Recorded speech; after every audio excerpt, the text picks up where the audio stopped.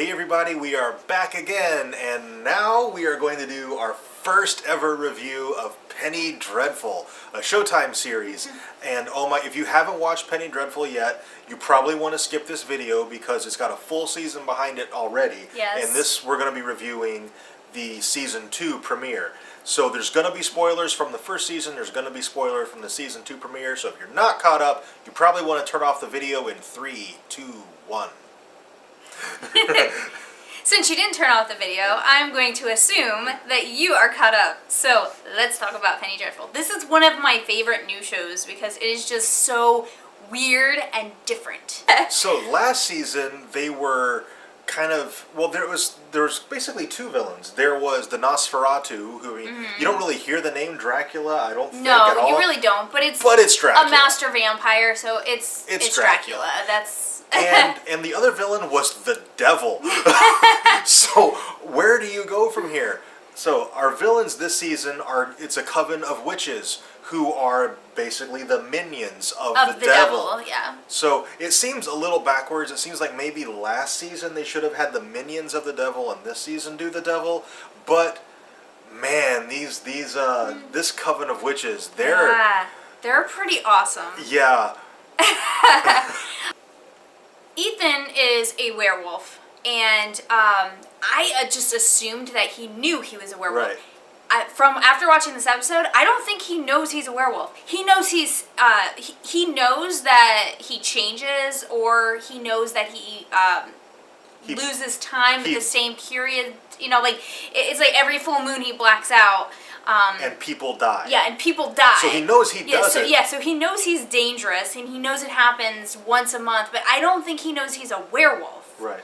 But I see him connecting those dots, like before he met the whole Penny Dreadful gang. Yeah, okay, maybe he wouldn't know that he's a werewolf, but now that he's in that gang, they'll figure that out pretty soon. You know, to quote Winston Zeddemore, he has seen shit that will turn you white.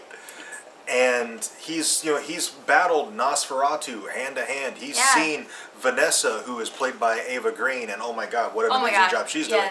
But he's seen her battle the devil and be possessed. Yeah. So he's seen some craziness. So maybe he's putting together the dots like, okay, there's something going on with me. I black out once a month and I wake up and there's just blood and dead people. So maybe there's a little bit of devil in me or something. Yeah. I don't think he really knows what's going on. He does know that something's wrong with him because when Vanessa had mentioned, or he said something about like evil in us, and she said, "You mean me?" And he said, "No, us." Right. Like, so he knows there's evil in him.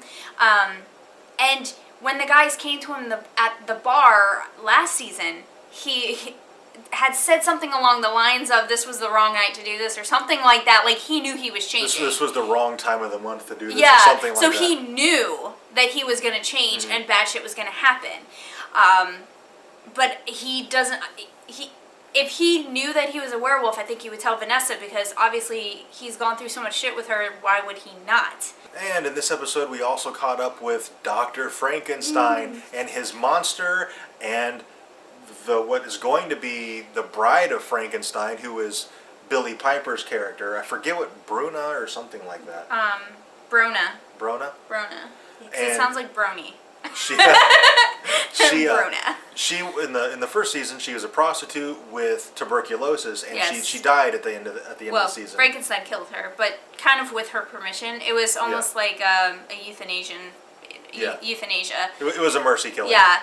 And he's brought her back to be the bride of the monster, but he's falling in love with her. Yes. Because that's the way the bride story goes. Yeah, which I have not... I've read Frankenstein, but I have not read Bride of Frankenstein, and I've not seen any of the movies, so I was not aware of this, but it's kind of a cool element. Like, I think the fact that he knew her before is what makes him fall in love with her. I think if he would have just chose some random person off the street, he wouldn't have had the problems, because he knew her and she listened to him. Frankenstein's monster, was it Caliban? His name's Caliban, but he changes his name to John Carey? Yeah, John Carey, I think. it's kind of like an alias for his work, which I was all excited because he goes into this wax museum, and the guy he's got some crazy horror sculptures and stuff, and I'm thinking if anybody would take him in and accept him, it would be an artist. Like I think artists are a little bit more able to see past the differences. Had already been taken in by a playhouse. Yeah, so it's the same kind of thing. And so I had high hopes that this guy was just genuinely nice, and he brings him back later that evening to meet the wife and his daughter, and afterward, and his daughter's blind, so she has to feel his face, and she's like, oh, okay, we've met now. Nice to meet you. Yeah. Like, it doesn't seem to faze her at all. And as she was walking him out, the wife was like, "Are you crazy with that face?" And he'll scare the customers away. And he's like, "No, he's gonna bring us customers." So he has a plan for him. Just disappointing. I thought finally, because he's not really a bad person. People just are making him a bad person. He's planning to turn him into some kind of freak show, and I'm just going to call him Caliban because that's his name. Yeah. I don't think Caliban's going to be okay with that, so look out for Caliban to probably kill the wax museum guy at some point down the road. Probably. So we kind of briefly talked about the witch coven. Let's go back to that, because holy creep factor. Yeah.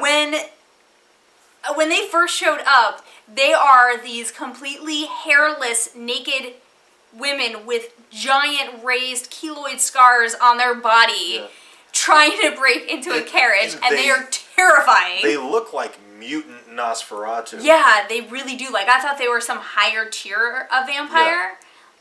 But no, they're basically witches / shapeshifters or something. Yeah, something. I'm sure we'll get some sort of explanation. They're super creepy. They know instinctively that Ethan, the werewolf character, is a werewolf, even though he doesn't know quite what he is.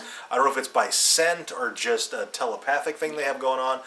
The episode ends off with the character of Vanessa is praying in her room, and she's sliced her finger open, and she draws, it looks like a scorpion on the floor in her blood. I thought it was the witch's face.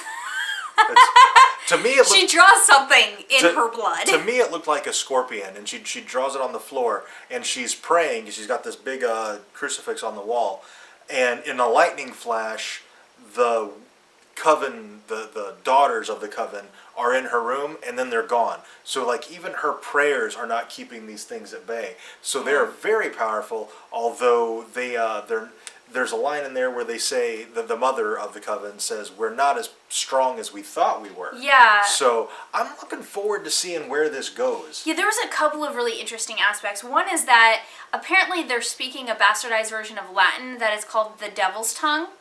And it sounds very similar to Latin, but it's kind of the Latin... From what it sounded like... it was the language of the angels that they inverted. And I guess it's straight from the Bible, because they were quoting kind of scripture of where in the Bible it mentioned this, but it's supposed to be Dr. Frankenstein thinks it's a fictional language, and